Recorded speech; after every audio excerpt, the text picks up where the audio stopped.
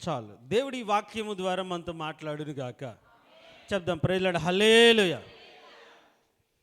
మరొకసారి రెండో వచనం చదువుతాను చూడండి. నెలలో ఈ నెల మొదటిది, ఇది మీ సంవత్సరమునకు మొదటి నెల. దేవుని కృపను బట్టి మనం కూడా మన సంవత్సరములలో మొదటి నెలలో ఆయన సన్నిధిలో చేరాం. దేవునికి స్తోత్రం, హల్లెలూయా. ఈరోజు మరొకసారి మీకు జ్ఞాపకం చేస్తున్నాను, ఈ మొదటి నెలలో మనల్ని మనము ఏ విధంగా సిద్ధపరచుకోవాలి. ఈ మొదటి నెలలో మనల్ని మనం ఏ విధంగా సిద్ధపరచుకోవాలి. బైబిల్ అంతటిని పరిశీలిస్తే మొదటి నెలలో దేవుడు చాలా కార్యాలు జరిగించినట్లుగా, చాలా క్రియలు దేవుడు జరిగించినట్లుగా మనం గమనిస్తాం. మొదటి నెలలోనే. కాబట్టి ఈ రాత్రి కాల సమయంలో ఈ మొదటి నెలలోనే దేవుడు కొన్ని కార్యాలు మన జీవితాల్లో జరిగించునుగాక. కొన్ని వాగ్దానాలు మన జీవితంలో నెరవేర్చునుగాక.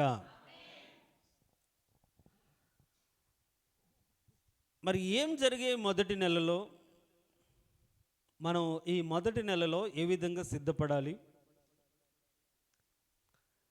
ఏ విధంగా మనం ఈ నెలను బట్టి రాబోయే నెలలన్నిటినీ ఆశీర్వాదకరంగా మార్చుకోవచ్చు అనే ఆలోచన ఈరోజు మనం చేద్దాం. ఏం జరిగింది ఈ నెలలో అంటే, ఒక మాట మొదట చదువుదాం చూడండి. యెహెజ్కేలు గ్రంథం 45వ అధ్యాయం. యెహెజ్కేలు గ్రంథం 45వ అధ్యాయం 18వ వచనం. మొదటి నెల మొదటి దినమున నిర్దోషమైన కోడెని తీసుకొని పరిశుద్ధ స్థలము నిమిత్తము పాప పరిహారార్థ బలిని అర్పింపవలను. తర్వాత 20వ వచనం. తెలియక తప్పిపోయిన వారిని విడిపించునట్లుగా మందిరమునకు ప్రాయశ్చిత్తము చేయుటకే నెల 7వ దినమందు అలాగూ చేయవలెను. దేవునికి స్తోత్రం, హల్లెలూయా. మనం చదివిన ఈ లేఖన భాగాల్లో మొదటి నెల మొదటి దినమున ఏం జరిగింది అంటే, ఈ వచనాన్ని బట్టి పాప పరిహారార్థ బలి అర్పించాలి. పాప పరిహారార్థ బలి. మరి మనం 1వ తారీఖు ఈ వాక్యాన్ని నేను సిద్ధపడిన సమయభావ పరిస్థితులను బట్టి, ఈరోజైతే ఆన్లైన్ ప్రేయర్ రోజైతే కాస్త క్లారిటీగా లెందీగా ఒకవేళ చెప్పుకోవచ్చున్న ఉద్దేశంతో దాన్ని ఆ రోజు పోస్ట్ పోన్ చేసి ఈరోజు చెప్పడం జరుగుతుంది. దీనికి స్తోత్రం, హల్లెలూయా. సో మొదటి నెల మొదటి దినముననే మన పాపములకు పరిహారం కలగాలి. ఏంటంటే మన పాపములకు పరిహారం. సో పాప పరిహారార్థ బలి జరగాలి.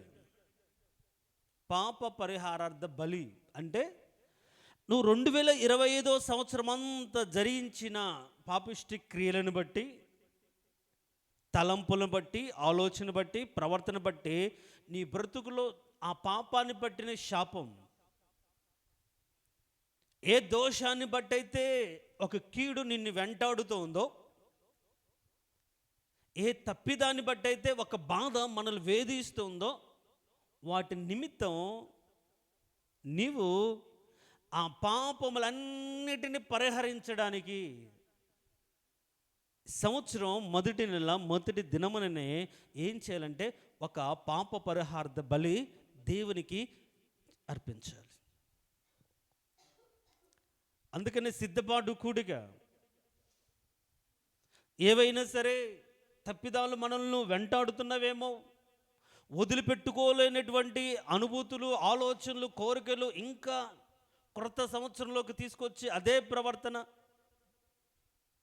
కొత్త తిత్తులు పాత సారా పోస్తే పిగిల్చిపోతుంది. కాబట్టి కొత్త సంవత్సరంలో పాత పద్ధతులు, పాత ఆలోచనలు, పాత తలంపులు, పాత కోరికలు, పాత ఇచ్చలతోనే మళ్ళీ ఇంకొక సంవత్సరంలోకి ఉంటే ఆ సంవత్సరం ఈ ఈ పాత తిత్తి కాబట్టి కొత్త ద్రాక్ష రసం ఏం చేస్తుందంటే దాన్ని పిగిల్చి వేస్తుంది, చించి వేస్తుంది, కారంతా పోతుంది. అంటే దేవునికి కృప అనే, దేవునికి దయ అనే, దేవునికి కరుణ అనే ఆ ద్రాక్ష రసం మన జీవితాల్లో నిలవదు. కారణం ఏంటి? ఇది నూతన పరచుకోలేదు కాబట్టి. క్రొత్త ద్రాక్ష రసము క్రొత్త తిత్తులలోనే పోయాలి. అంటే తిత్తి అంటే మన హృదయం, నూతన పరుచుకున్నటువంటి హృదయం. పాప దోష వాటన్నిటిని తొలగించుకున్నటువంటి స్థితి. దేవుని సన్నిధిలోకి వచ్చి మనం పశ్చాత్తాపపడి, అవును ప్రభా, ఈ సంవత్సరం ఇలా ఉన్నాను, క్షమించండి ప్రభా, ఇంకొక సంవత్సరం నా జీవితానికి దయచేసావు, నేను అలా ఉండను అని ఒప్పుకొని వదిలిపెట్టే ఒక ప్రాయశ్చిత్తం నీ హృదయంలో జరగాలి. బలి, పాప పరిహారార్థ బలి అనేది జరగాలి. అంటే బలి పశువును వధించి ఎక్కడ పెడతారు? బలిపీఠం మీద పెడితే అగ్ని చేత కాల్చబడాలి.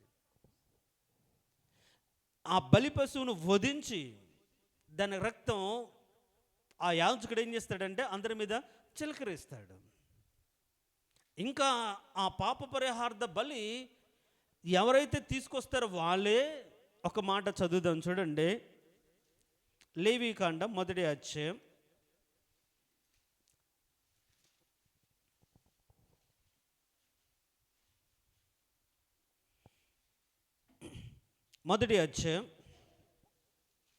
3వ వచనం. అతడు దహన బలి రూపంగా అర్పించినది గోవులోనోదైనను నిర్దోషమైన మగదానిని తీసుకుని రావాలి. చూడండి, తాను యెహోవా సన్నిధిని అంగీకరింపబడినట్లు. దహన బలి ఎందుకు అంటే నువ్వు అంగీకరించబడాలి. దేవుని చేత నీ స్థితి, నీ బ్రతుకు ఓకే మార్చుకున్నాడు, ఈ సంవత్సరం అవకాశం ఇద్దాం, ఒక మేలు చేసి చూద్దాం, ఒక క్రియ చేసి చూద్దాం, అతనికి తోడుగా ఉండి బలపరుచు చూద్దాం అనే ఆలోచన కలిగేటట్లుగా దేవుడు మనల్ని అంగీకరించినట్లుగా మనం ఏం చేయాలి? దహన బలి దేవుని సన్నిధికి తీసుకురావాలి. కారణం ఏంటో తెలుసా? మనం అంగీకరించబడినట్లుగా. ఎప్పుడు జరగాలి? సంవత్సరం 6 నెలలు గడిచిపోయినప్పుడు కాదు, మొదటి నెల మొదటి దినముననే యెహోవాకు దహన బలి, పాప పరిహారార్థమైనటువంటి దహన బలి అర్పించాలి. మరి ఇప్పటికి 9వ రోజు, 9 రోజులు అయిపోయింది, 12 అయితే 10వ రోజుకి వస్తాం. 10వ రోజు జరిగే సంగతిని కూడా చెప్తాం. మరి ఈ 9-10 రోజుల్లో కూడా పాత వాసన, పాత తలంపులు, పాత ఆలోచనలు, పాత ఉద్దేశాలు అదే మనసును పెట్టుకుని వస్తే దేవుడు నిన్ను అంగీకరించడు, ఉంచుతాడు అంతే. దహన బలి దేవుడు అంగీకరించున్నట్లుగా ఎవరైతే అర్పించాలనుకుంటున్నా వాళ్ళే దేవుని సన్నిధికి వచ్చి అర్పించాలి. అర్థమవుతుందా? అయితే ఇంకొక మాట, అక్కడ దానిని అంగీకరింపబడినట్లుగా ఎక్కడికి తీసుకురావాలి? ప్రత్యక్షపు గుడారం యొక్క ద్వారమునకు దాన్ని తీసుకురావాలి. అతడు దహన బలిగా అర్పించు పశువు తల మీద తన చెయ్యిని ఉంచవలెను. అతని నిమిత్తం ప్రాయశ్చిత్తం కలుగునట్లు అది అతని పక్షముగా అంగీకరింపబడును. అయితే అతడు యెహోవా సన్నిధిని ఆ కోడి దూడను వధించిన తర్వాత, ఎవరు వధించాల్సింది? అక్కడే ఏం చదివామమ్మా? అతడు, చూడండి, అతడు యెహోవా సన్నిధిని ఆ దూడను వధించిన తర్వాత యాజకులైన అహరోనులు దాని రక్తమును తెచ్చి, అంటే మనము తీసుకొని వచ్చి దేవుని సన్నిధి తీసుకువచ్చి, అయ్యా ఇదిగో ఇది నేను అర్పిస్తున్న బలి అని ఆ ఎద్దును కానీ దూడను కానీ దాన్ని ఏంటి? నరికిన తర్వాత యాజకుడు ఆ రక్తము తీసుకుంటాడు. అంటే నువ్వు దేవుని సన్నిధికి వచ్చినప్పుడు నీవు యాజకుడని దైవ సేవకుని దగ్గర నీ బ్రతుకులు ఉన్నటువంటి అన్నిటిని తొలగించుకోవాలి. దేవుని సన్నిధికి వచ్చిన తర్వాత అతడు దాన్ని వధించాలి. నీ కోరికలు, ఆలోచనలు వాటన్నిటిని వధించుకుంటే అప్పుడు ఇదిగో ప్రభా వీళ్ళు మార్చుకున్నారు, ఇదిగో ప్రభా వీళ్ళు ఒప్పుకున్నారు, ఇదిగో ప్రభా ఈ కుటుంబం మార్చబడిందని మీ కుటుంబం తరపున యాజకుడు ఆ దహన బలిని అర్పణను దేవుడికి ఇస్తే అప్పుడు ఆయన అంగీకరిస్తాడు. ఇది దేవుడు అంగీకరించే పద్ధతి. పొలోమని దైవ సేవకుడు చెప్తే ప్రార్థన చేస్తూ ఉంటాడు, అంగీకరించొద్దు, అటుంచు, నీకు తెలియదు వారి గురించి, నువ్వేమో చెప్తూ ఉంటావు, వాళ్ళ గురించి చూద్దాం అని అట్లా అంటాడు. కాబట్టి నీవు అంగీకరించబడినట్లుగా నీవే దేవుని సన్నిధికి వచ్చి నీ వధించబడి నీ కోరికలు తలంపులు అన్నిటి నీలో నుంచి అది తొలగించుకొని, అంత మాత్రం కాదు, ఇంకొక మాట చూడండి. అప్పుడు 6వ వచనం చూడండి. అప్పుడు అతడు దహన బలి రూపముగా ఆ పశు చర్మను ఒలిచి దాని అవయములను విడదీసిన తర్వాత, అంటే ఇప్పుడు ఇక్కడ యాజకుడు చేసే పని ఒకటి ఉంది, తను చేయాల్సిన పని ఉంది. ఇదిగో నీ ఇష్టం చేసుకో, పండగ చేసుకున్నట్టు ఇచ్చేళ్తే కాదు కదా. మాంసం యాజకుడిదే, దహించిన దాంట్లో ఉన్న మాంసం యాజకుడిది కాబట్టి నీకు అర్పించానని కాదు కదా, చెప్పానని కాదు కదా, ప్రార్థన రిక్వెస్ట్ చేశానని కాదు కదా. గమనించండి ప్రియులారా, ప్రతిదానికి ఒక పద్ధతి ఉందని మనం నేర్చుకుంటున్నప్పుడు నీవు అంగీకరించబడినట్లుగా నీవు ఒక కోడెను, అంటే ఒకవేళ నిన్ను నీవే దహన బలిగా దేవుని సన్నిధికి వచ్చినప్పుడు వధించుకోవాలి. నీలో ఉన్నటువంటి కామ లేకుండా లోభ మత్సర ఈ కోరికలన్నిటిని వధించి ఈ శరీరంలోని శరీరాన్ని ఒలిచి ఈ అవయాలను యాజకుడు ఇవ్వాలి. అప్పుడు వాటిని ఆ యాజకుడు దహన బలి మీద అర్పించినప్పుడు ఆయన దానిని ఇంపైన సువాసన అంగీకరిస్తాడు. ఇంత ప్రాసెస్ ఉంది. ఒకరి ప్రార్థన, ఒకరి జీవితాన్ని, ఒక వ్యక్తిని దేవుడు అంగీకరించాలంటే, మా ప్రార్థన వినట్లేదు, మా ప్రార్థన వినట్లేదు అంటే నిన్ను నువ్వు చంపుకోవట్లేదు, నీ కోరికలను అదుపు చేసుకోవట్లేదు, నీ ఆలోచనలు దాన్ని తొలగించుకోవట్లేదు, అగ్నితో కాల్చబడినట్లుగా నీ శరీర ఇచ్చట్లు ఒలిచి నిన్ను నువ్వు సజీవ యాగముగా దేవునికి సమర్పించుకోలేదు. ఏమి సమర్పించుకున్నవాడు దేవుడు నిన్ను అంగీకరించాలి? ఏం బాగుందని? పిల్లవాడు బాగుంటే కాదు కదా, అదేదో సామెత ఉంది, ఏంటంటే పిల్లవాడు ముద్దయితే అట్లా అంటుకొని పూసుకొని వస్తే ఎత్తుకుంటారా? కడుక్కొని వస్తే కదా. దేవుడు కూడా అంతే, అంత పూసుకొని, అంత కడుక్కొని, అంత ఉంచుకొని, ఇదిగే ఇదిగో నా జీవితం అని అర్పిస్తే ఎందుకురా బాబు, అది కంపు కొడుతుంది, పాడైపోయింది, ముందు నువ్వు కడుక్కో, తర్వాత నేను అంగీకరిస్తానంట. సింపులేనండి, మన అర్థం కావట్లేదు. దీనికి స్తోత్రం, హల్లెలూయా చెప్దాం, ప్రేయర్ హల్లెలూయా. కాబట్టి మొట్టమొదటి దినమున, సంవత్సరం మొట్టమొదటి దినమున నిన్ను నీవు దేవునికి, 2025 సంవత్సరం గడిచిపోయింది, జరిగిపోయింది.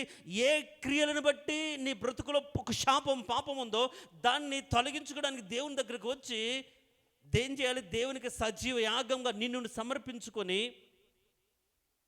వధించుకొని, నీ క్రియలను, కార్యక్రమ ఆలోచనలు చంపుకొని అప్పుడు యాజకుడికి ఇస్తే యాజకుడు దాన్ని ఏం చేస్తాడంటే బలిపీఠం మీదకి తీసుకెళ్తాడు. బలిపీఠం మీదకి తీసుకెళ్ళి వాక్యమైన నిప్పులతో కాలుస్తాడు. కాలిస్తే వాస్తవానికి ఒకలాంటి కంపు వస్తుంది కదా. కాల్చింది ఎప్పుడైనా తిన్నారమ్మా? తినలేదా? ఒకలాంటి వాసన, అది చాలా మందికి నచ్చదు, గిట్టదు, ఒకలా ఉంది. కానీ అలాంటి వాసన కింది వచ్చిన చదివితే ఏముంది చూడండి. అది దహనబలి 13వ వచనం, యెహోవాకు ఇంపైన సువాసన గల హోమము. తర్వాత ఈ కాల్చడానికి ముందుగానే ఇప్పుడు ఏం చేశాడు, ఈ అవయాలు తీర్చిన తర్వాత 8వ వచనం చూడండి. అప్పుడు యాజకుడు అహరోను కుమారులు ఆ అవయములు తలను క్రొవ్వును బలిపీఠం మీదున్న అగ్ని మీద కట్టెలపైన చక్కగా పేర్చవలను, దాని అంతరమును కాళ్ళను నీళ్లతో కడగవలను. తర్వాత అది యెహోవాకు ఇంపైన సువాసన దహన బలి అగునట్లు యాజకుడు దానంతటిని బలిపీఠం మీద దహింపవలను. బలిపీఠ అగ్ని అంటే వాక్యమే. వాక్యం చెప్తూ ఉంటే చాలామంది ఫీల్ అవుతుంటారు, లేకుంటే చాలామంది గుచ్చుకుంటే అరే తొలగించుకోవాలని ఆలోచన లేకుండా, అది కాల్చబడినట్లుగా ఫీల్ అవ్వకుండా, ఇంత కఠినమైతే ఎట్లా, ఇంత కష్టమైతే ఎట్లా అన్నట్టుగా ఫీల్ అవుతాం. కరెక్ట్గా దేవుడు అంగీకరించబడాలంటే ఏం చేయాలి, నిన్ను వధించుకోవాలి. వధించుకున్న నీవు యాజకుడికి అప్పచెప్పుకోవాలి. యాజకుడు తర్వాత నీ చర్మను ఒలిచి ఈ శరీర భాగాన్ని వాక్యమైన నీళ్ళతో కడిగి, ఈ కడిగిన అవయవాలను ఏం చేస్తాడంటే ఈ చర్మం నుంచి విడదీసి ఆ బలిపీఠం మీద పెట్టి ఏం చేస్తాడంటే దాన్ని దహించినప్పుడు వచ్చే వాసనని దేవుడు అంగీకరిస్తుంది. ఇంత ప్రాసెస్ ఉంది, దేవుడు అంగీకరించాలి. ఇది ఎప్పుడు జరగాలి? మొదటి నెల మొదటి దినముననే జరగాలి. దేనికి స్తోత్రం, హల్లెలూయా. 9 రోజులైనా పర్లేదు, ఇప్పటికైనా సరే మన ఇచ్చలు చంపుకోగలిగితే, మన శరీరంలో కోరికలను ఒలిచి పక్కన వేయగలిగితే, మన యథార్థతను దైవ సేవకుడు చూపగలిగితే, బలిపీఠం అంటే వాక్యంతో మన యొక్క శరీరాన్ని హృదయంతరంగాన్ని లోపల భాగాలను హృదయంతరంగాన్ని మనం కడుక్కోగలిగితే, కడగబడిన ఈ హృదయాన్ని బలిపీఠం మీద పెట్టినప్పుడు యెహోవా అగ్ని చేత దాన్ని కాల్చినప్పుడు వచ్చే వాసన దేవుడు అంగీకరిస్తాడు. అది ఇష్టమైన వాసన. దేవునికి స్తోత్రం, హల్లెలూయా. అలా జరగడానికి దేవుడు మధ్యలోనో ఇంకో చోట కాకుండా ఒక దినాన్ని ఏర్పరిచాడు. అదేంటంటే మొదటి దినమే, మొదటి నెల. వాస్తవానికి ప్రారంభం, దీని యొక్క ప్రారంభం మొదటి నెలలోనే జరిగింది, కానీ మొదటి దినంలో జరగల. అది 10వ రోజు జరిగింది. ఎప్పుడు? 10వ రోజు జరిగింది. అంటే పస్కా పశువు వధించబడింది. మనం కానీ నిర్గమకాండం మనం చదివిన మూలవాక్యంలోకి వెళ్తే, నిర్గమకాండం 12వ అధ్యాయం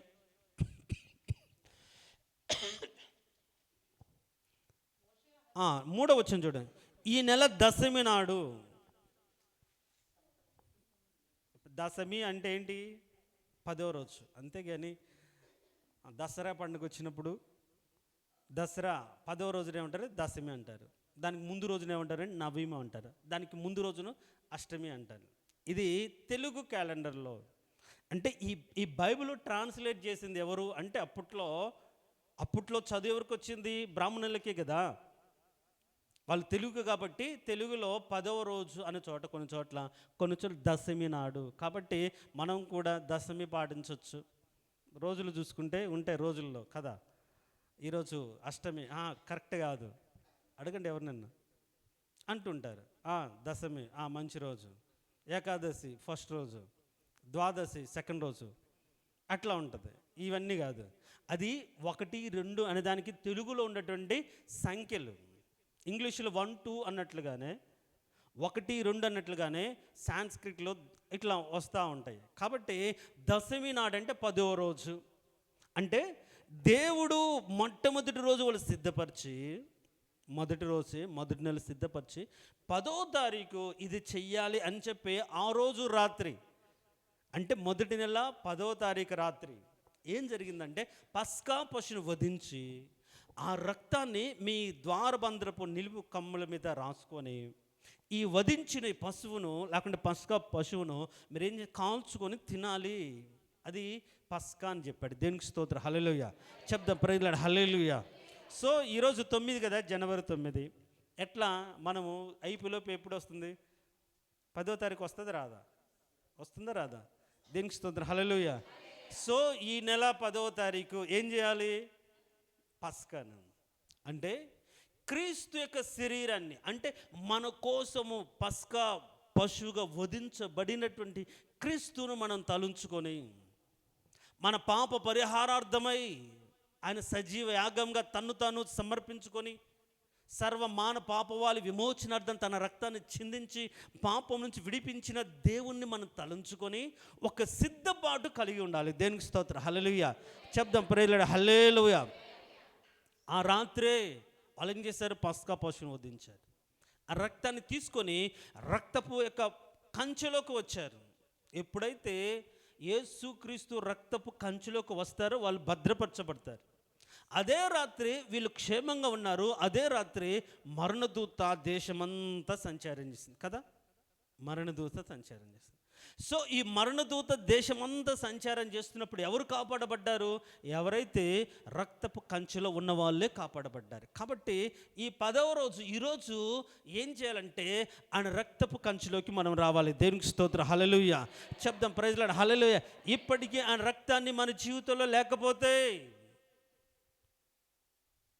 మనము అంటే మనం ప్రత్యేకించిన గోలాను అనే ప్రదేశంలో ఉండిన గోషాను ప్రదేశంలో ఉండిన మనం కానీ బయటికి వెళ్తే కంచెలో లేకపోతే ఆ రక్తపు ఆ కంచెలో ఆ ప్రదేశంలో లేకపోతే చచ్చిపోతాం. కాబట్టి దేవుడు మొదటి నెలలోనే వారి యాత్ర ప్రారంభించింది కూడా మొదటి నెలలోనే. కనాను అనే యాత్ర అంటే వాళ్ళు ఒకవేళ కనాను అది ఫిజికల్గా కావచ్చు, మనం మన ఆత్మీయంగా కూడా పరలోకపు కనానుకు వెళ్ళాలనుకుంటాను. ప్రతి సంవత్సరం ఒక యాత్రలాగా మనం దాన్ని కొనసాగించడానికి ఒక సిద్ధపాటు కలిగి ఉండాలి. ఆ సిద్ధపాటు ఈ మొదటి నెలలోనే మొదటి దినము నుంచే మనం ప్రారంభం అవ్వాలి. మనల్ని మనం దేవునికి సజీవ యాగంగా సమర్పించాలి.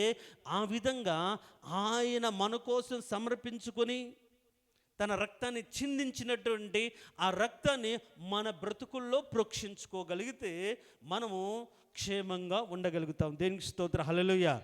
సో మొదటి నెలలో మరణం సంభవించింది ఐగుప్తు దేశంలో. కానీ ఎవరైతే ఈ రక్తపు ఇంట్లో ఉన్నారో ఆ కంచెలో ఉన్నారో వరకు ఎవరు కూడా చనిపోలేదు. ఫరో మొదలుకొని ఒక దాసునిక ఇంట్లో ఉన్న ప్రతి మగచూలు, అది పశువులు కావచ్చు ఏది కావచ్చు, ప్రతి ఒక్కరు కూడా చనిపోయినట్లుగా మనం చదువుతాం. అందుకనే ఇక్కడ ఒక మాట ఉంటుంది, సంహారకుడు. మీరు కానీ చదివితే 12వ అధ్యాయం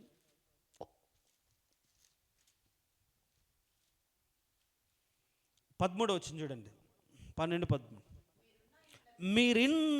మీరున్న ఇండ్ల మీద రక్తపు మీకు గుర్తుగా ఉండును.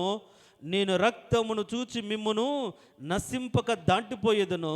నేను ఐగుప్తు దేశమును పాడు చేయుచుండగా మిమ్ము సంహరించుటకు తెగులు మీ మీదికి రాదు అని రాయబడింది.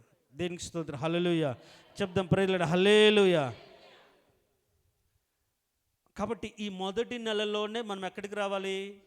రక్తపు కంచెలోకి రావాలి. అంటే యేసుక్రీస్తు రక్తము మన బ్రతుకుల్లో కలిగి ఉండాలి. యేసుక్రీస్తు రక్తం మమ్మల్ని అంటే కడగడమే కాదు కాపాడుతుంది. ఏంటంటే కడగడమే కాదు కాపాడుతుంది. అంటే అందుకనే మనం రక్తమే చేయం, ఏసు రక్తం చేయం అంటే రక్తాన్ని చూస్తే సాతాను ఏమవుతుంది? దూరం అయిపోతుంది. ఎందుకంటే లోపలికి రాలేదు కాబట్టి అనేది ఒక సిద్ధాంతంగా ఒక నానుడిగా మొదలైపోయింది యేసు రక్తము అనేది. అందుకని యేసు రక్తమును ఉచ్చరింపగానే సాతాను అవన్నీ కూడా పారిపోతాయని భక్తుడు పాట రాసినట్టుగా మనం చూస్తాం. దీనికి స్తోత్రం. హల్లెలూయా చెప్దాం. Praise lord. హల్లెలూయా.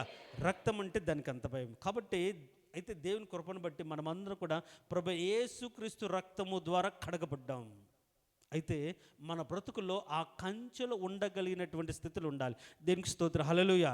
ఇప్పుడు చెప్పండి, రక్తపు కంచె అంటే ఏంటో చెప్పండి.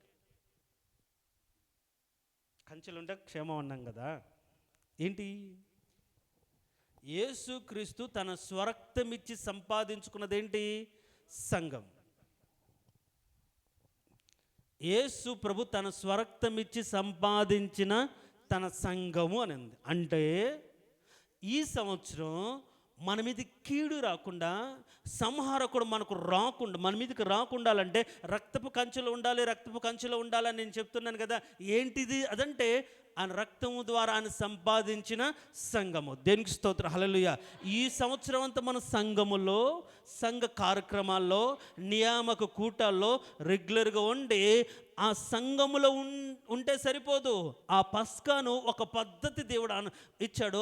ఆ పద్ధతి ప్రకారంగా మనం ఆచరించగలిగితే దేవుడు ఏం చేస్తాడంటే ఖచ్చితంగా మనల్ని కాపాడుతాడు. దేవునికి స్తోత్రం. హల్లెలూయా చెప్దాం. ప్రైజ్ హల్లెలూయా. కాబట్టి ఈ సంవత్సరం అంతా మన కాచేదేంటిది, మనల్ని మన క్షేమంగా ఉంచేదేంటిది, ఎక్కడ మనం దాగుచోట ఏమై ఉండాలి, మన ఆశ్రయ దుర్గం ఏమై ఉండాలి, మనం దాక్కోవడానికి శ్రమ కలిగినప్పుడు, బాధ కలిగినప్పుడు రాదగినటి స్థలం ఏది, మన మీద సంహారకుడు పని చేయకుండా మనల్ని కాపుదలను ఉంచే ప్రదేశం ఏంటి అంటే సంఘము. కానీ చాలామంది రాకపోతే ఎవరేం చేయలేదు, దేవుడు కూడా ఏం చేయలేదు కదా. సంహారుడికి దేవుడు ఇచ్చింది ఏంటంటే ఎవరైతే ఆ కంచెలు ఉంటే వాళ్ళు ముట్టొద్దు, బయట ఉంటే వాడు ఇజ్రాయేల్ అయినాడు కానీ అయిపోతాడు, ఎవడైనా సరే చచ్చిపోతాడు. అది చాలా జాగ్రత్తగా చెప్పాడు. కాబట్టి ఈ సంవత్సరం ఒక తీర్మానం ఏంటంటే, ఇదిగో ఈ సంవత్సరం సంహారకుడు నా ఇంటి మీదకి రాకుండా, నా మీదకి కీడు రాకుండా, అక్కడ కూడా ఆ మాట కీడు రాకుండా అని ఉంటుంది చూడండి. అక్కడేమి 13వ వచనంలో, నేను మీ రక్తమును చూచి మిమ్మల్ని నశింపచేయక దాటిపోయేదును, నేను ఐగుప్తు దేశమును పాడు చేయుచుండగా మిమ్ము సంహరించుటకు తెగులు మీ మీదికి రాదు. అంటే కీడు తెగులు ఏదో ఒకటి వచ్చి వాళ్ళు చచ్చిపోయినట్టుగా మనం చూస్తాం సంహారకుడు. ఇప్పుడు చనిపోవడానికి కారణం ఎన్నో రకాలు ఉంటాయి కదా. అది హార్ట్ అటాక్ ఉండొచ్చు, యాక్సిడెంట్ ఉండొచ్చు, చిన్న చిన్న కారణాలు ఉండొచ్చు. ఏదైనా ఏదో ఒక కారణం, ఏదో ఒక కీడు, ఏదో ఒక తెగులు చచ్చిపోవడానికి కారణమవుతుంది. అట్లాంటి కీడు రాకుండా, అట్లాంటి తెగులు రాకుండా మనం ఎక్కడ ఉండాలంటే సంఘము అని ఆయన రక్తాన్ని అంటే స్వరక్తం ఇచ్చిన సంఘములో మనం ఉండగలిగితే మనకు క్షేమము. దేవునికి స్తోత్రం. హల్లెలూయా. అందుకనే యెహోవా నామం బలమైన దుర్గం, నీతిమంతుడు అందులోకి పరిగెత్తి సురక్షితంగా ఉంటాడు.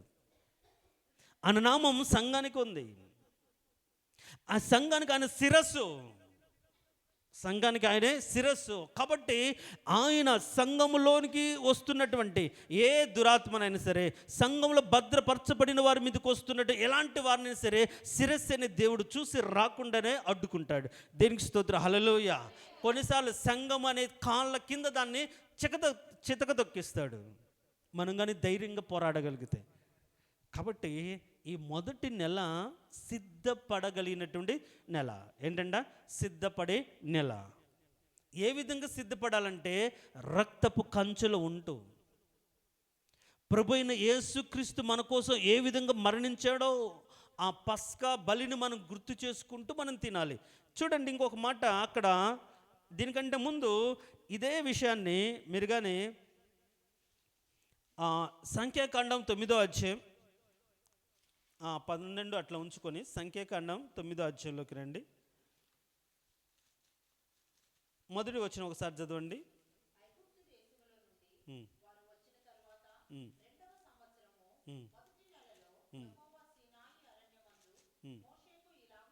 చాలు.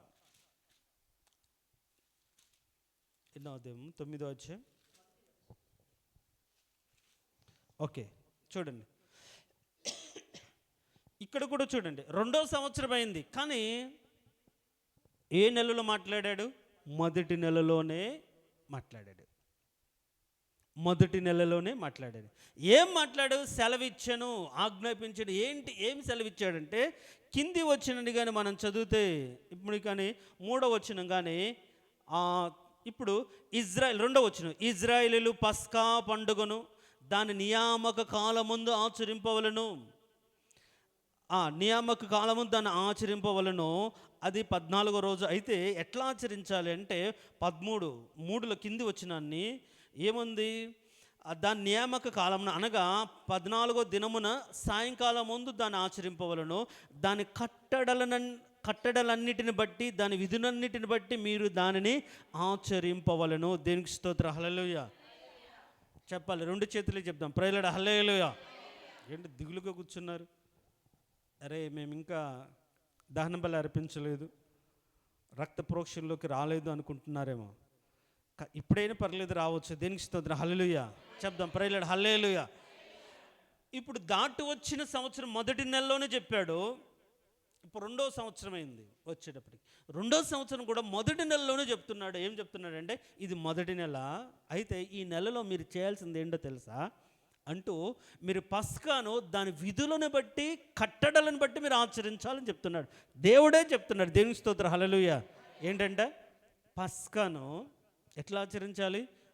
దేవుడు ఉద్దేశించిన విధులను బట్టి, ఆయన ఏ విధంగా నిర్ణయించాడు దాన్ని బట్టి ఆ విధంగా ఆచరించాలి అని చెప్పాడు. కాబట్టి దీన్ని బట్టి మనము మొదటి నెల దేవుని చిత్తాన్ని చేయడానికి సిద్ధపడాలి.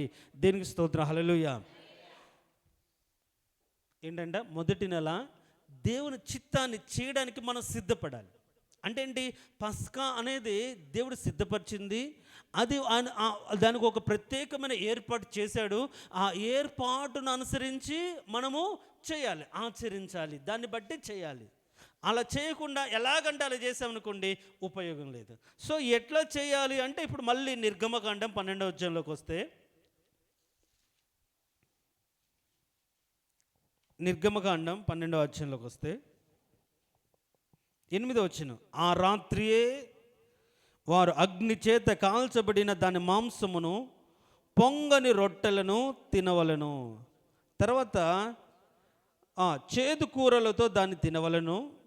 దాని తలను, దాని కాళ్ళను, దాని ఆంత్రములు అగ్నితో కాల్చి దాన్ని తినవలను. అంటే తల అంటే మనసు, కాళ్ళు అంటే ప్రవర్తన, అవన్నీ కాల్చవలని. తర్వాత ఇప్పుడు 11వ వచనం రండి.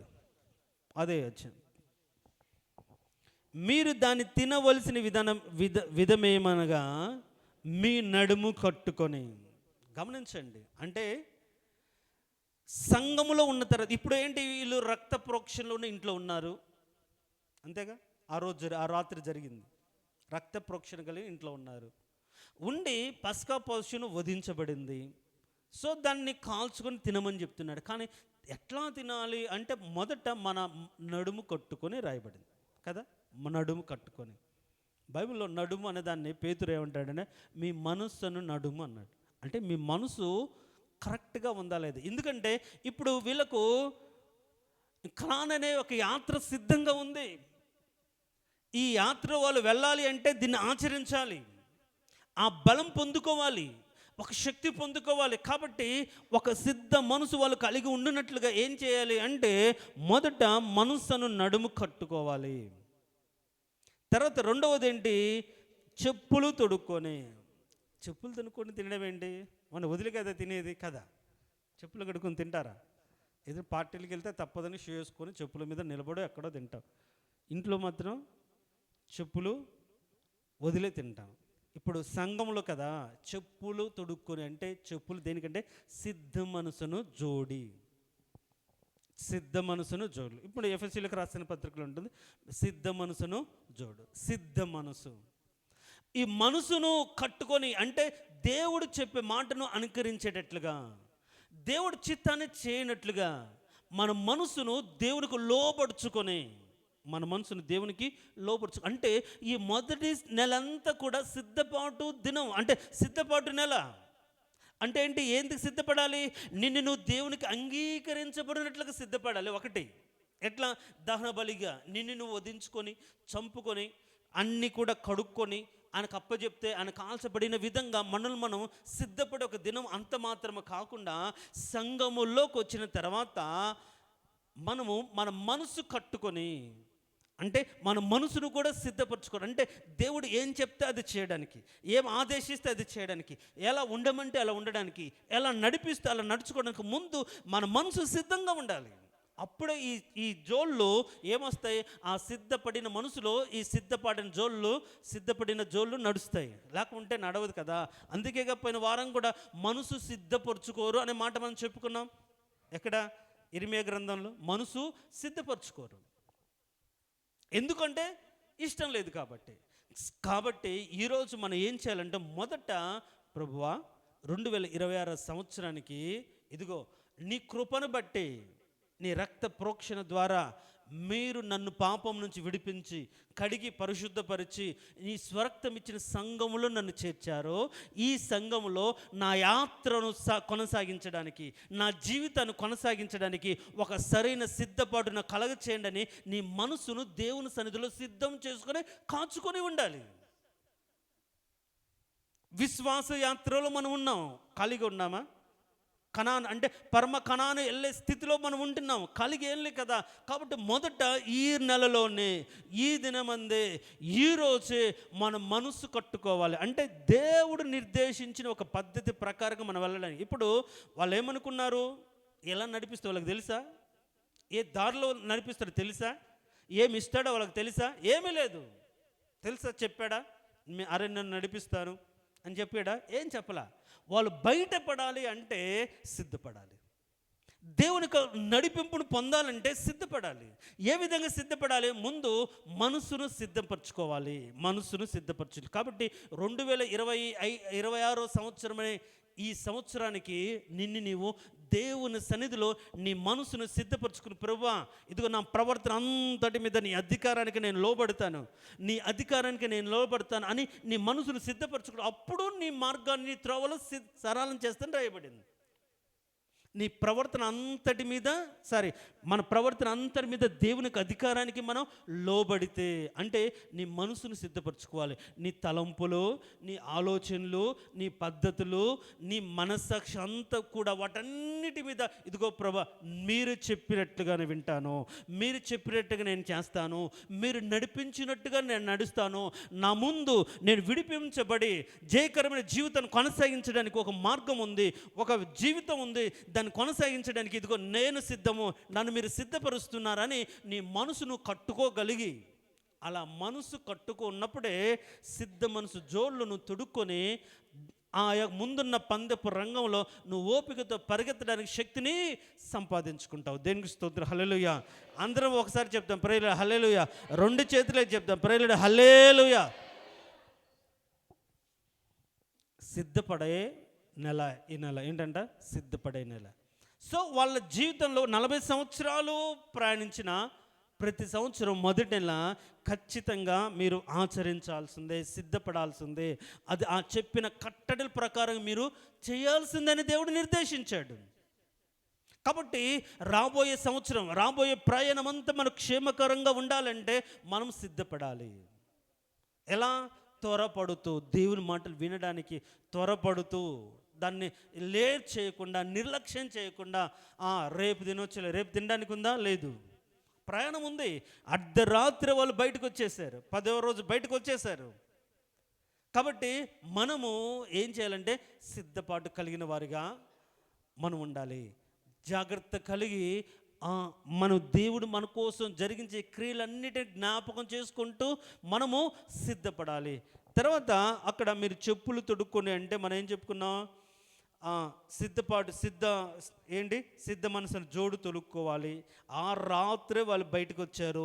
సో ఇది మొదటి నెలలో సిద్ధపాటు, దేనికి స్తోత్రం, హల్లెలూయా. చెప్పాలి, చెప్దాం ప్రేయర్ హల్లెలూయా. నా వైపు చూసి చెప్పండి ప్రేయర్ హల్లెలూయా. మొదటి నెలలో సిద్ధపాటు ఎట్లా? ఒకటి, దహన బలి అర్పించి సిద్ధపాటు, దేవుని సన్నిధికి వచ్చి మనల్ని మనం వధించుకొని చంపుకొని సిద్ధపాటు. అంత మాత్రం కాకుండా రక్తపు కంచెలో స్వరక్తం ఇచ్చి సంపాదించుకున్న సంఘంలోకి వచ్చిన తర్వాత ఆయన మన ముందు ఉంచిపోయిన అడుగు జాడలో నడవడానికి మన మనసు నడుము కట్టుకొని, మన పాదంలో సిద్ధ మనసు జోడు తొడుక్కొని, మన కర్ర దేవుడైతే మనకి ఏదైతే ఆధారం ఇచ్చాడు నడవడానికి, మన కర్రను మన చేత పట్టుకుని. అంటే ఏంటి? ఒకవేళ మన కర్ర మన ఉద్యోగమైన, మన కర్ర మన బ్రతికి ఏదైనా సరే దాన్ని మనం చేత పట్టుకొని, మన ప్రవృత్తి ఏదైనా సరే దాన్ని చేత పట్టుకొని, అదే కదా మనం నడవడానికి ఆధారం. సో దాన్ని చేత పట్టుకొని త్వరగా దాన్ని లేట్ చేయకుండా, నెగ్లెక్ట్ చేయకుండా మనము సిద్ధపడి ఆ పని చేయాలి. అంటే దేవుణ్ణి, అంటే మన కోసం ఆ ప్రభుని యేసుక్రీస్తుని జ్ఞాపకం చేసుకుంటూ ఆయన ఉంచిపోయిన అడుగుజాడలో మనం నడవడానికి సిద్ధపడాలి. దేనికి స్తోత్రం, హల్లెలూయా. కాబట్టి ఈ 26వ సంవత్సరం దేవుడు మనం నడిపించే ఈ యాత్రలో మనం నడవడానికి మనం మనసును సిద్ధపరచుకొని, నడుము కట్టుకొని సిద్ధంగా ఉండాలి. దేనికి స్తోత్రం, హల్లెలూయా. అది సో సిద్ధపడాలి. మొదటి నెలలో ఇదంతా సిద్ధపాటు చాలా ఉన్నాయి. దేనికి స్తోత్రం, హల్లెలూయా. అవన్నీ త్వరగా చెప్పుకుందాం. రెండవది చూద్దాం. ఎవరైతే ఇట్లా సిద్ధపడ్డారో మనం ఇందాకే చదివాం 45-20 వచ్చంలో, విడిపించబడినట్లుగా సిద్ధపడిన వారినే విడిపిస్తాడు. దీనికి స్తోత్రం, హల్లెలూయా. ఏంటంట? సిద్ధపడిన వారినే విడిపిస్తాడు. అంతేనా?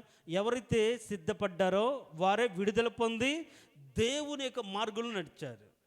సో మనం విడిపించబడడానికి సిద్ధపడాలి. తర్వాత ఏం జరిగిందో మొదటి నెలలో ఇంకొక మాట చూద్దాం. చూడండి, మొదటి నెలలో మీరు ఎజ్రా గ్రంథం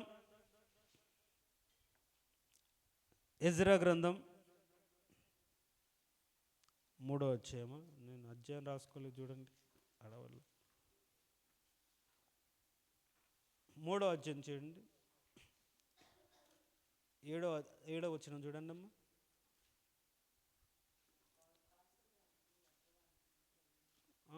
అక్కడ మేము మొదటి నెలలో మొదటి దినం ముందు ప్రయాణం అయ్యామనే మాట అంటే చూడు, 7వ అధ్యాయం 9వ వచనం.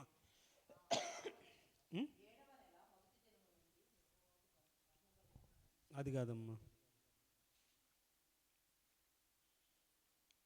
8వ అధ్యాయం 31వ వచనం చూడండి.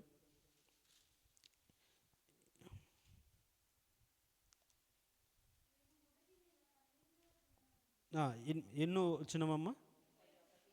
8:31. ఎస్, మేము మొదటి నెల 12వ దినమందు యెరూషలేము వచ్చుటకై మేము ఆ నది నుండి బయలుదేరగా మా దేవుని హస్తం మాకు తోడుగా ఉండి శత్రువుల చేతి నుండి మార్గమందు పొంచి ఉన్న వారి చేతిలో నుండి మమ్మల్ని తప్పించినందున మేము యెరూషలేమునకు వచ్చి 3 దినములు అక్కడ బస చేసేది.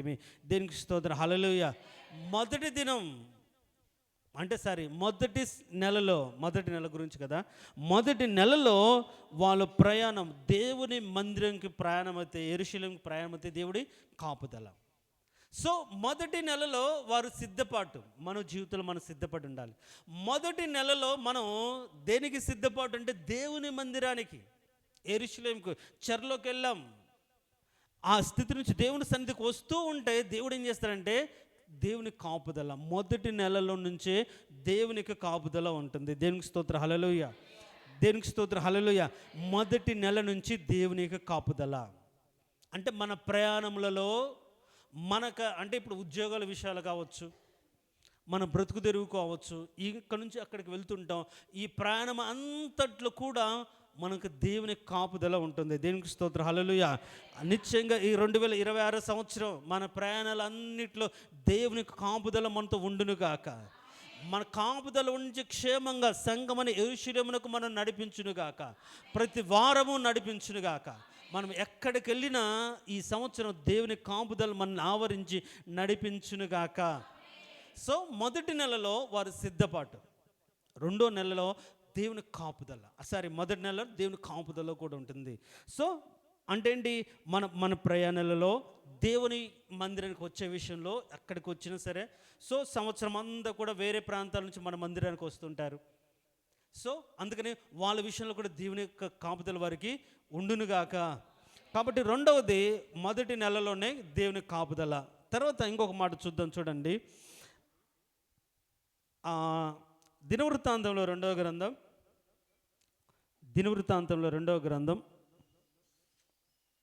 29వ అధ్యాయం 3వ వచనం.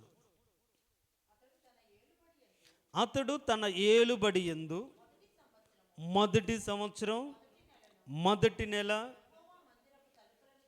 యెహోవా మందిరపు తలుపులను తెరిచి బాగు చేసిన. దేవునికి స్తోత్రం, హల్లెలూయా. ఏంటంట, హిజ్కియా రాజు అయ్యాడు. రాజైన 1 సంవత్సరానికో రాజైన 2 ఏళ్ళకో కాదు, తన సంవత్సరంలో తన ఏలుబడిలో మొదటి సంవత్సరం మొదటి నెల మొదటి రోజు ఏం చేశాడు? ఫస్ట్ ఏం చేశాడు? అరే మనకి ఎంత బలగం ఉంది, ఎంతమంది కావాలి, ఇప్పటికే అప్పుడు చూస్తే అతని తండ్రి కాలంలో అంతా కూడా తగ్గించబడింది, బాధించబడింది కదా, ఏ విధంగా ఇబ్బంది పడుతున్నాం అని ఆలోచన చేయకుండా మొదట ఏమి చేస్తే బాగుంటుంది, తన పితృడైన ఆశ దేవుని ఆశ్రయించి అభివృద్ధి పొందాడు. కాబట్టి మొదట నేను ఆశ్రయించాలంటే దేవుని మందిరమును బాగు చేయాలని మొట్టమొదటి రోజే దేవుని మందిరం బాగు చేశాడు. అయితే మన హృదయం అనే మందిరం, ఈ హృదయం దేవుని ఆలయం కాబట్టి ఒకవేళ మనము మన హృదయమును బాగు చేసుకోగలిగితే, అంటే మన హృదయంలో ఉన్న నిషిద్ధ వస్తువులు, దేవుడు వద్దన్నటువంటి స్థితిగతుల్లో ఉన్నటువంటి పరిస్థితులు అన్నిటిని తొలగించగలిగితే, ఏం చేశాడు బాగు చేయడం అంటే? హిజ్కియా కింద ఏముందమ్మా?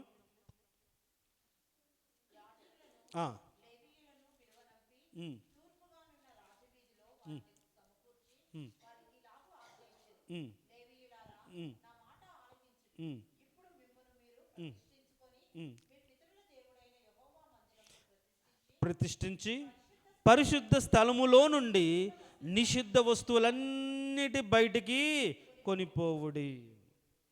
మన పితరులు ద్రోహులై మన దేవుడిని యెహోవా దృష్టికి చెడు నడతలు నడిచి ఆయన విసర్జించి ఆయన నివాసము పెడముఖం పెట్టుకొని దాన్ని అలక్ష్యము చేసిరి. కాబట్టి ఇప్పుడు ఈయన ఏం చేశాడు? మోయబడిన ద్వారాన్ని తెరిచి మందిరాన్ని బాగు చేసి, ఇప్పుడు చూడండి 35వ వచనం చూడండి. అదే వచ్చే సమాధాన బలిపశుల కురువును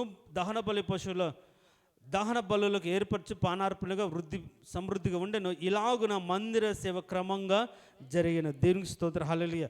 మందిర సేవ క్రమంగా జరిగించాడు. అంటే ఏది దాని కాలంలో ఎవరు చేయాలని ఒక సమృద్ధికరమైన ఆలోచన కలిగి మందిర సేవ సమృద్ధి జరిగించాడు. దేవుడు అతన్ని ఆశీర్వదించినట్టుగా మనం చూస్తాము. మీరు కానీ యెహోవాను ఆశ్రయించాడు. మొదటి రాజుల గ్రంథాలు ఉంటుంది, యెహోవాను ఆశ్రయించినట్టుగా మనం చూస్తాం. కాబట్టి మనము ఏం చేసుకోవాలి?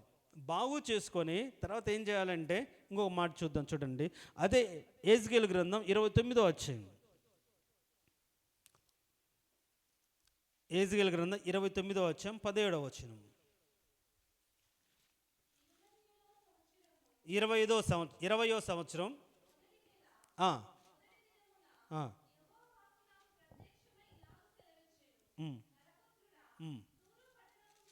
చాలు ఎన్నో సంవత్సరం అమ్మా? 27వ సంవత్సరం మొదటి నెల మొదటి దినమున. చూడండి, అంటే మొదటి సంవత్సరం మొదటి నెల గురించి చెప్తుంది. అంటే మనం కానీ బాగు చేసుకోగలిగితే ఏంటంటే మన హృదయాన్ని, మన బ్రతుకును బాగు చేసుకోగలిగితే దేవుని యొక్క ప్రత్యక్షత ఉంటుంది. ఏంటంటే దేవుని యొక్క ప్రత్యక్షత మొదటి నెలలోనే ప్రత్యక్షత. మొదటి నెలలో సిద్ధపాటు, మొదటి నెలలో విడుదల, మొదటి నెలలో తర్వాత ఏంటి? దేవునికి కాపుదల, మొదటి నెలలో తర్వాత బాగు చేసుకోవడం, మొదటి నెలలో దేవుని యొక్క ప్రత్యక్షత. మరి ఈ నెలలో మన ప్రత్యక్షత కావాలి అంటే ఏ విషయాలు? అందుకనే మన పౌలు ఒక ప్రార్థన చేస్తాడు. ఏమని అంటే ఎఫెసీయులకు రాసిన పత్రిక మొదటి అధ్యాయం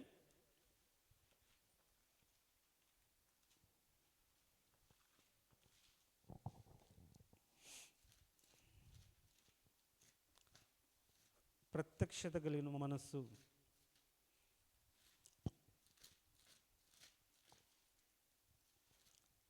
చూడండి, కాదు 19 నుంచి కొన్ని వచనాలు చదువుతాను. చూడండి, 19 నుంచి నేను చదువుతాను. ఆయన మిమ్మల్ని పిలిచిన పిలుపు వలనైన నిరీక్షణ ఎట్టిదో, పరిశుద్ధులలో ఆయన స్వాస్థ్యం యొక్క మహిదైశ్వర్యం ఎట్టిదో, ఆయన క్రీస్తునందు వినియోగపరిచిన బలాతిశయమును బట్టి విశ్వసించు మనయందు ఆయన చూపుచున్న తన శక్తి యొక్క అపరిమితమైన మహత్యం ఎట్టిదో మీరు తెలుసుకొనవలనని మన ప్రభు అయిన యేసు క్రీస్తు యొక్క దేవుడైన మహిమాస్వరూపి యొక్క తండ్రి తన్ను తెలుసుకొనుటకు మీకు జ్ఞానమును ప్రత్యక్షతను మనసు అనుగ్రహించినట్లు అంటున్నాడు. దేవునికి స్తోత్రం, హల్లెలూయా. ప్రతి ఒక్కరికి అర్థమవుతుందా దేవుని కృప, దేవుని చిత్తం, దేవుని ఉద్దేశం? అంత ఈజీగా అర్థం కాదు, ఎవరికి అర్థం కాదు. ఎవరైతే దేవుని సన్నిధిలో మనసు ప్రత్యక్షపరచబోతుందో, దేవుని చిత్తాన్ని చూడగల కన్నులు, దేవుడి ఉద్దేశాన్ని చూడగలిగిన కన్నులు, దేవుని వాక్యాన్ని అర్థం చేసుకోగలిగిన కన్నులు ఎవరైతే ఉంటాయో అది ప్రత్యక్షత కలిగిన మనసు. అందుకని పౌలు కూడా అంటాడు, ప్రభువా నీ అపరిమిత మహత్యం వాళ్ళకి అర్థం కావాలి. క్రీస్తు నందు వినియోగపరిచిన ఈ బలాతిశయం ఎంత గొప్పదో విశ్వసించి వారి పట్ల మీరు చూపుతున్న అపరిమితమైన శక్తి అంటాడు. ఆ మాట చూడండి, విశ్వసిస్తున్న వారి పట్ల ఆయన చూపుతున్న అపరిమితమైన శక్తి యొక్క మహత్యం.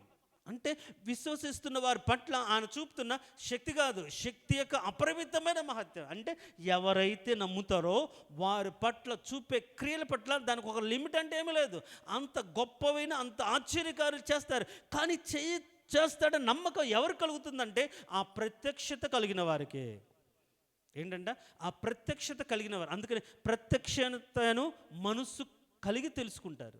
అది లేదనుకోండి తెలియదు. పద్మాసు దీపంలో యోహానుకు ఆయన ప్రత్యక్షత అనుగ్రహించాడు. అందుకనే దాన్ని ప్రత్యక్షత గ్రంథం అంటారు. ప్రకటనలో ప్రత్యక్ష, దేవుడు ప్రత్యక్షపరిచి చూపించాడు. కాబట్టి మొదటి నెలలోనే ప్రత్యక్షత. ఏంటంటే మొదటి నెలలోనే ప్రత్యక్షత. మరి ఎవరైతే దహన బలిగా తమను దేవునికి సమర్పించుకొని, సజీవ యాగము సమర్పించుకొని, తమ హృదయమును బాగు చేసుకొని దేవుని సన్నిధికి వచ్చి మనస్ఫూర్తిగా వాళ్ళు ప్రార్థన చేస్తారో దేవుడు ఖచ్చితంగా ప్రత్యక్షపరుచుకుంటాడు. ప్రత్యక్షపరిచే జ్ఞానాన్ని వారికి ఇస్తాడు. తన ఉద్దేశాన్ని దేవుడు తెలియజేస్తాడు. కాబట్టి ఈ నెలలో దేవుడు తన ఉద్దేశాన్ని అనేకులకు ప్రత్యక్షపరచునుగాక. దేవుడు తన చిత్తాన్ని వారికి ప్రత్యక్షపరచునుగాక. తన అడుగులను, తనకు మార్గమును, ఇవన్నీ అర్థం కావట్లా. ఎవరో చెప్తే కాదు, మనం చూస్తూ వెళ్ళగలిగిన స్థితిలోకి రావాలి. అలాంటి కృప మనకు అనుగ్రహించునుగాక. సో మొదటి నెలలోనే, ఇంకా ఆయనకు 20 సంవత్సరాల తర్వాత మొదటి నెల మొదటి రోజున ఏం దొరికింది? దేవుని ప్రత్యక్షత దొరికింది. 20 సంవత్సరాలు. సో ఒకవేళ మన జీవితంలో కొన్ని సంవత్సరాలు గడిచిపోయి ఉండవచ్చు, కొన్ని ఏండ్లు గడిచిపోయి ఉండవచ్చు. కానీ మొదటి నెలలో మనం కానీ ఆయన నువ్వు చక్కగా నిలబడితే, మీరు కానీ ఎజికేల్ 2వ అధ్యాయంలో ఉంటుంది, నరపుత్రుడా నువ్వు చక్కగా నిలబడము, నేను నీతో మాట్లాడాలంటాడు. అంటే చక్కగా నిలబడితేనే మాట్లాడతాడు దేవుని మాట. కానీ అది ఎట్లా మాట్లాడతాడు, ఎట్లా చక్కగా నిలబడతాడు అక్కడే ఉంటుంది. ఆత్మ వచ్చి నన్ను చక్కగా నిలబెట్టను అని రాయబడి ఉంటుంది ఆ వచనంలో. చూడండి ఒక మాట అక్కడే, నీవు చక్కగా నిలబడము, నేను నీతో మాట్లాడదను, ఆత్మ నాలోనికి వచ్చి నన్ను నిలవబెట్టాను. దేనికి స్తోత్రం, హల్లెలూయా. అంటే దేవ నాతో మాట్లాడి ఊరికి మాట్లాడతాడా? నువ్వు చక్కగా నిలబడాలి. నువ్వు ఎట్లా చక్కబడతావు? ఆత్మ శరీరానికి ఆత్మ విరోధంగా ఉంటుంది. అపేక్షలు, కోరికలు చంపుకొని ఆత్మ ద్వారా నువ్వు నలగొట్టుకొని ఆత్మలో బలపరచబడి ఆత్మశక్తి నువ్వు పొందుకోగలిగినప్పుడు ఆత్మ నిన్ను దేవుని ఎదుట చక్కగా నిలబడితే దేవుడు నీకు ప్రత్యక్షమై నీతో మాట్లాడతాడు. చాలామంది చాలా చోట్ల వింటుంటారు, దేవుడు నాకు స్వరం వినిపించాడు, దేవుడు నాతో అది మాట్లాడాడు అంటారు. నన్ను అడిగారు, నాకు ఎప్పుడు వినిపించలేదు. ఒక్కసారి మాత్రం, అది 1993వ సంవత్సరం, 94 కాదు 95వ సంవత్సరం. మా నాన్న హాస్పిటల్ ఉన్నాడు, హుసేనే హాస్పిటల్లో. అప్పుడు నేను ఇంటర్ సెకండ్ ఇయర్ చదువుతున్నాను. ఇంకా ఆయన పని చేయకపోతే బతకలేము, ఆయన ఒక్కడే చేసేది. అప్పుడు కొట్టంలో అప్పుడు పాస్టర్ గారితో పాటు నేను కూడా వెళ్ళి ఆయన వచ్చిన తర్వాత వెళ్ళి ప్రార్థన చేసుకునేవాడిని. అప్పుడు నీకోసం ఒక ఊట తీయబడిన అనే మాట, అది మనం ఎవరో చెప్పినట్టు కాకుండా నా హృదయంలో ఎవరో చెప్పినట్టుగా అనిపించింది. నిజంగా ఆ రోజు నుంచి దాదాపు ఈ 30 సంవత్సరాల కాలంలో శ్రమలు, నిందలు, బాధలు, దుఃఖం ఎట్లా ఉన్నా ఏదో ఒక విధంగా, హైదరాబాద్లో ఉన్నప్పుడైతే ప్రత్యక్షంగా నేను అనుభవించాను. సరైన ఉద్యోగం లేనప్పుడు ఎవరి ద్వారా ఒక ద్వారా పోషించబడ్డాము, తిండికి ఇబ్బంది లేకుండా జరిగిపోయిన సంవత్సరాలు 2-3 సంవత్సరాలు నేను అనుభవించాను. నిజంగా ఆ ఊట తీయకపోతే ఒక క్షేమం, ఒక వృద్ధిలోకి రాం కదా అనిపించింది. తర్వాత ఇంకెప్పుడు నాకు అలాంటి స్వరం అలాంటి లేదు. తలంపుల ద్వారా, వాక్యం ద్వారా ప్రేరేపణ బట్టి ఈ మాట, ఇదిగో రవి, ఇది నువ్వు చదువుకున్నప్పుడు ఒకవేళ నా ఉద్దేశానికి అర్థమయ్యేటట్టుగా చదువుకుంటే నేను ఏ ఆలోచనతో దేవుని అడిగానో దానికి ఆన్సర్ అక్కడ దొరుకుతుందేమో. దేవుడు ప్రేరేపించిన దాన్ని బట్టి, తెలియజేసిన దాన్ని బట్టి, అంతే తప్ప స్వరం వినలేదు. కానీ స్వరం వినవగలిగినట్లు పాస్టర్ గారు ఎప్పుడు చెప్పాడు, దేవుని స్వరం విను. నువ్వు సేవలోకి రావాలంటే, సంపూర్ణంగా సేవ నువ్వు చేయాలంటే నువ్వు స్వరం విని రావాలి అన్నాడు. స్వరం వినాలి.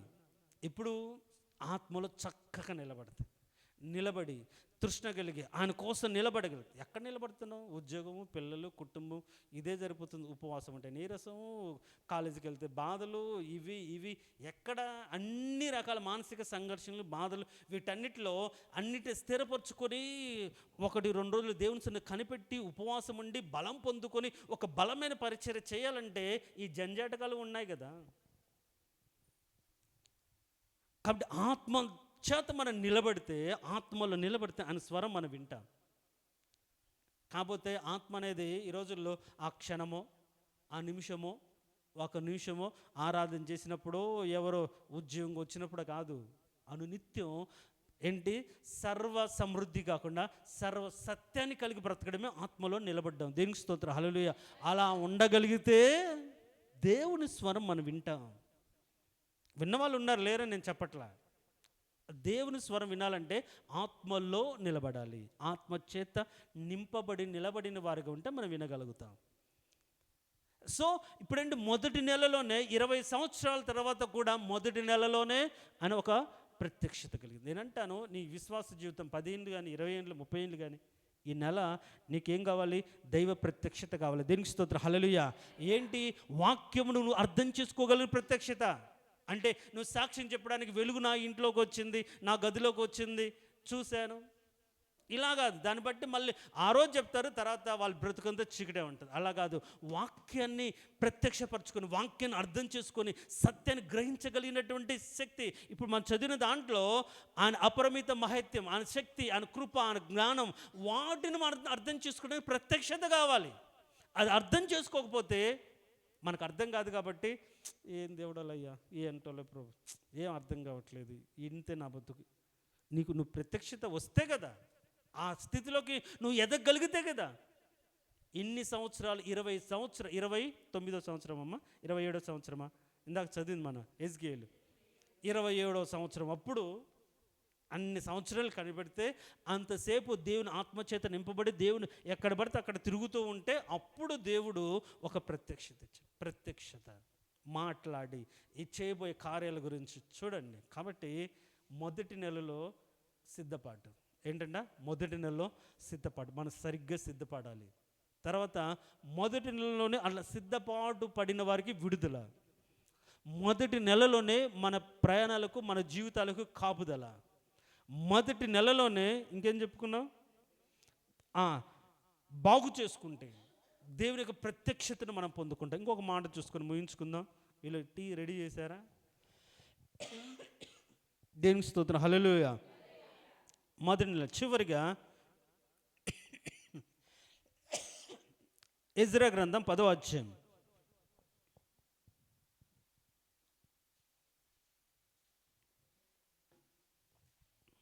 17వ వచనం.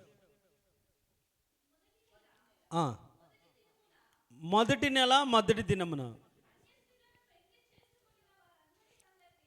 అన్య స్త్రీలను పెళ్లి చేసుకుని వారందరి సంగతి వారు సమాప్తము చేసిరి. దేనికి స్తోత్రం, హల్లెలూయా. చెప్దాం, ప్రైజ్ లార్డ్, హల్లెలూయా. ఒకసారి ఎజ్రా గ్రంథం చూడండి. ఎజ్రా గ్రంథం ఒకసారి 10వ అధ్యాయం ఒకసారి చూడండి.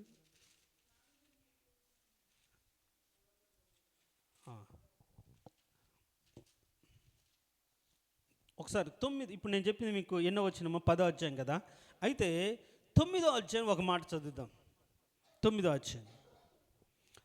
అధ్యాయంలో నేను ఇక్కడ 9 నుంచి కొన్ని మాటలు చదివితే మీకు అర్థమైపోవాలి.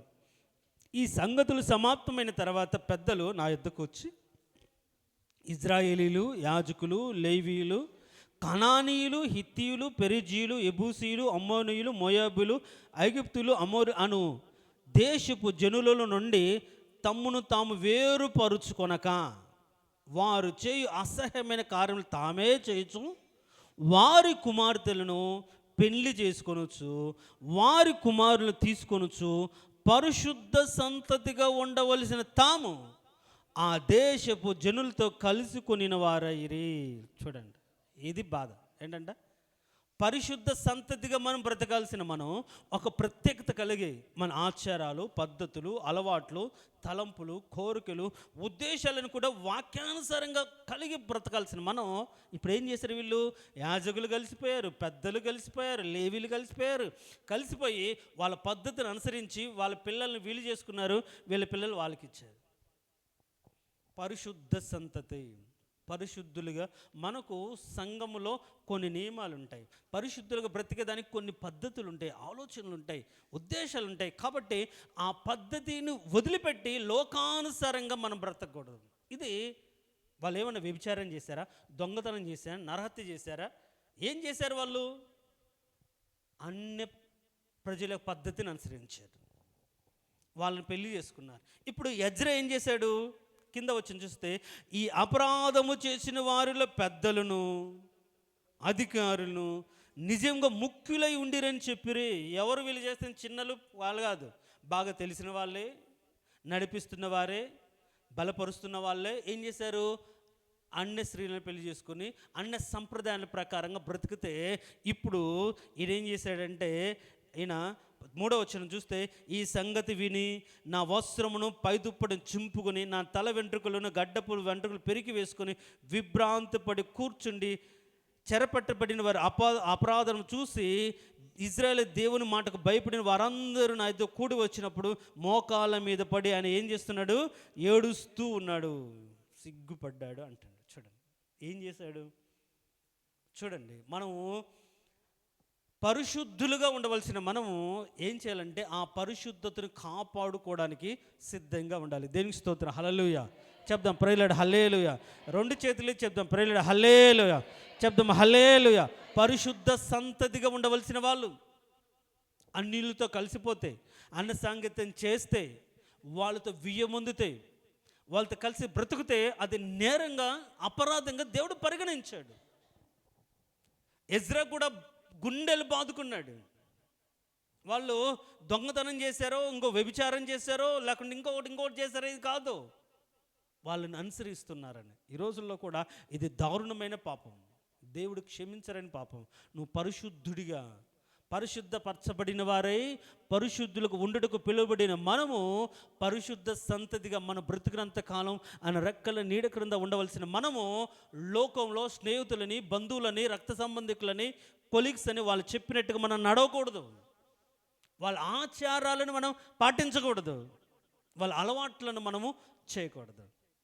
స్నేహితులుగా ఉండొచ్చేమో, కానీ మన సహవాసం మాత్రం సంఘంతో ఉండాలి, పరిశుద్ధులతో ఉండాలి. వాళ్ళ పద్ధతులు, అలవాట్లను బట్టి మనం ఏమీ చేయకూడదు. అది చాలా దారుణం. అయితే ఏం జరిగింది అంటే, దీని గురించి ఆయన విలపిస్తే, బాధపడితే, ఇప్పుడు అందరు కలిసి ఏం చేద్దామంటే వదిలేద్దాం, వాళ్ళని వదిలేద్దాం అని ఒక తీర్మానం తీసుకున్నారు. వాళ్ళు తీర్మానం తీసుకున్న తర్వాత ఇప్పుడు చూడండి, ఇప్పుడు మనం చదివాం కదా 10వ అధ్యాయం 17వ వచనం. మొదటి నెల మొదటి దినమున ఈ అన్య జనులు పెళ్లి చేసుకున్న వారి సంగతి అంతా కూడా సమాప్తిమైంది. అంటే ఏం జరిగిందంటే మొత్తం ఒప్పుకొని వదిలిపెట్టేసినట్లుగా మనం చూస్తాం.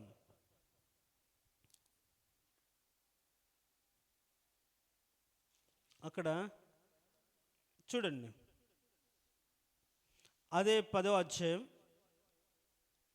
10వ వచనం చూడు. అప్పుడు యాజకుడు ఎజ్రా లేచే వార్త ఇట్లా, మీరు ఆజ్ఞని మీరి అన్య స్త్రీలను పెళ్లి చేసుకుని ఇజ్రాయేల్ అపరాధం ఎక్కువ చేసింది, కాబట్టి మీ పితరుల యొక్క దేవుడిని యెహోవా ఎదుట మీ పాపములు ఒప్పుకొని ఆయన చిత్తానుసారంగా నడుచుకుని సిద్ధపడి దేశపు జనులను అన్యజనులు విసర్జించి మిమ్మును మీరు ప్రత్యేకపరుచుకొని ఉండి అన్నప్పుడు వాళ్ళందరూ ఏం చేశారు? అందరినీ వదిలించినట్టుగా వారితో వాళ్ళని వదిలించినట్లుగా చెప్పారు.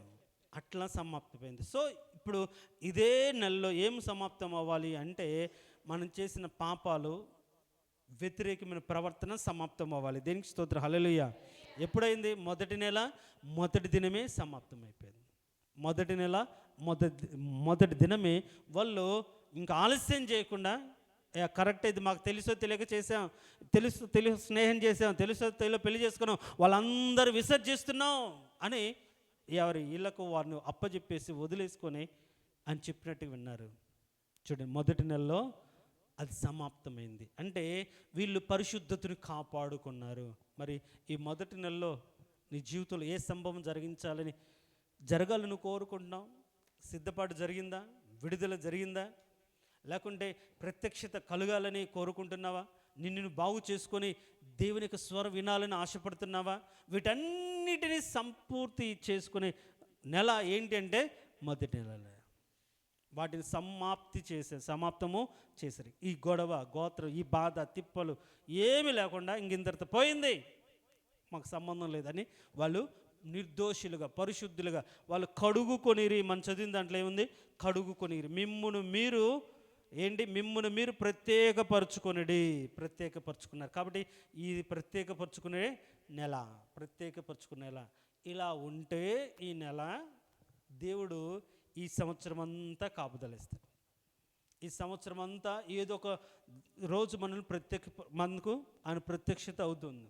కాబట్టి దేవుని చిత్తమైతే ఈ నెలలోనే మనం నేర్చుకున్న సంగతులన్నీ మన జీవితాల్లో జరుగునుగాక. ఏంటి? ఒకటి, మనం సరైన రీతిగా సంఘములో ఉండి సిద్ధపడాలి. మన ముందు ప్రయాణం ఉంది. మన విశ్వాస ప్రయాణాన్ని యేసుక్రీస్తు సన్నిధిలో చేరేంత వరకు జాగ్రత్త కాపాడుకోవడానికి మనము సరైన రీతిగా సిద్ధపడాలి. ఆ నడిపింపుకు లోబడాలి. ఆ ఉద్దేశానుసారంగా బ్రతకాలి. అంత మాత్రమే కాకుండా ఇంకేం చెప్పుకున్నాం? విడుదల తర్వాత ప్రారంభించిన వారికి మొదటి నెలలో ప్రారంభించిన దేవుని కాపుదల, మందిరం బాగు చేసుకున్నారు. తర్వాత ప్రత్యక్షత కలిగింది, ప్రతిష్టత కూడా కలిగినట్టుగా మనం చూస్తాం. చెప్పలేదు, ప్రతిష్ఠించుకున్నారు, తమ్మును తాము ప్రతిష్ఠించుకున్నారు. అంత మాత్రం కాకుండా తమ పాపాలను కూడా సమాప్తము చేసుకున్నారు. అలా సమాప్తము చేసుకుంటే ఈ సంవత్సరం అంతా కూడా దేవుని కృప, కాపుదల. అందుకని మొదటి నెలలోనే నేను ఆజ్ఞాపించిన వాటిని, కట్టడలను వాటి ప్రకారంగా ఆచరించడం జాగ్రత్తగా పడుము అని మొదటి నెలలోనే దేవుడు ఆజ్ఞాపించాడు. మొదటి దినమున తలలు ఉంచిన మనం సుదీర్ఘంగా విన్నటువంటి ఈ మాటలు, మొదటి నెల యొక్క ప్రాముఖ్యతను మనం అర్థం చేసుకున్నాం. దేవుడు బైబిల్లో ఎందుకని మొదటి నెలను ప్రత్యేకపరిచి మొదటి నెలలోనూ దేవుడు కొందరికి ప్రత్యక్షత అనుగ్రహించాడు. మొదటి నెలలను చాలామంది తమను తాము దేవునికి ప్రతిష్ఠించుకున్నారు. మొదటి నెలలోనే మందిరాన్ని బాగు చేసుకున్నారు. మొదటి నెలలోనే వాళ్ళ బ్రతుకులు సిద్ధపరచుకున్నారు. మొదటి నెలలోనే రక్తపు కంచె అనే దేవుని సంఘములోకి చేర్చబడ్డారు. ఆ సంఘములోనే ఉంటూ వాళ్ళ ప్రయాణాన్ని కొనసాగించారు. మొదటి నెలలోనే దేవుని యొక్క ప్రత్యక్షతను వాళ్ళు పొందుకున్నారు. కాబట్టి మొదటి నెలలో దేవుని యొక్క ఆజ్ఞలు కూడా వాళ్ళు పొందుకున్నారు. కాబట్టి ఈరోజు ఈ శ్రేష్టమైన సమయంలో, ప్రభా, ఈ జనవరి నెలలో మా క్యాలెండర్ ప్రకారం ఇది మొదటి నెల నాయన. ఈ మొదటి నెలలో ఎన్నో విషయాలు ఉన్నాయి. అవన్నీ కూడా మా జీవితంలో జరుగునట్లుగా నీ కృప చూపించండి, నీ దయ చూపించండి నాయన. ఈ మొదటి నెలలోనే మేము సరైన రీతిగా సిద్ధపడినట్లుగా మమ్మల్ని ప్రేరేపించండి. ఈ మొదటి నెలలోనే నీ కాపుదల అనుభవిస్తూ ప్రయాణించే కృపను అనుగ్రహించండి. ఈ మొదటి నెలలో నీ మాటలు వినగలిగినటువంటి విధేయత మాకు నేర్పండి. ఈ మొదటి నెలలోనే నీ ప్రత్యక్షతను మేము చూడగలిగిన కృపను అనుగ్రహించండి. ఈ మొదటి నెలలోనే మమ్మల్ని మేము మీకు ప్రతిష్ఠించుకొని బ్రతకగలిగినటువంటి కృపను మాకు అనుగ్రహించండి ప్రభాని. ఎవరికి వాళ్ళే కొన్ని నిమిషాలు ప్రార్థన చేసుకుందాం. నేను చెప్పినప్పుడు ఒకరు చేయండి. ఈలోపు ప్రభా, సంవత్సరంలో మొదటి నెల యొక్క ప్రాముఖ్యతను మాకు అర్థమైంది నాయన. మొదటి నెలలో సిద్ధపాటు, మొదటి నెలలో విడుదల, మొదటి నెలలోనే కాపుదల, మొదటి నెలలోనే మందిరాన్ని బాగు చేసుకున్నారు, మొదటి నెలలోని సమస్తాన్ని ఒప్పుకొని వదిలిపెట్టారు ప్రభా. ప్రత్యేకించుకున్నారు, ప్రత్యేకమైన సంతతిగా మార్చబడ్డారు. ఈ మొదటి నెల నేను వినే వాక్యం నన్ను ఆ స్థితికి చేర్చినట్లుగా నీ కృప చూపించండి. ఈ మొదటి నెల నియామక కూటాల్లో వినే ప్రతి మాట ఒక పరిశుద్ధతలోకి నన్ను మార్చినట్లుగా నీ కృప చూపించండి. ఈ మొదటి నెలలోనే నన్ను ప్రత్యేకించుకొని నీ సన్నిధిలో కనిపెట్టి ప్రార్థించిన దాన్ని బట్టి నీ ప్రత్యక్షతను చూడగలిగినట్టు కృప నాకు అనుగ్రహించండి. నన్ను ప్రతిష్ఠించుకుని నీ కోసం బ్రతకగలిగిన ఉన్నతమైన భాగ్యాన్ని నాకు అనుగ్రహించండి. మొదటి నెలలోనే తండ్రి పాపాలు, దోషాలు, అపరాధాలన్నిటిని సమాప్తం చేసుకుని పరిశుద్ధమైన సంతతిగా మార్చబడిన కృప వారు పొందుకున్నట్లుగా ఈ కృపను మేము పొందుకొని ఈ సంవత్సరం అంతా నీ కృపాక్షేమంతో మేము బ్రతుకున్నట్లుగా నీ కృప చూపించండి తండ్రి. నీకు స్తోత్రం, స్తోత్రం. ఒక నిమిషం మనం మౌనంగా ఎవరికి వాళ్ళమే ప్రార్థన చేసుకుందాం. దాని తర్వాత నేను ప్రార్థన చేయమన్నప్పుడు ఒకరు చేయండి.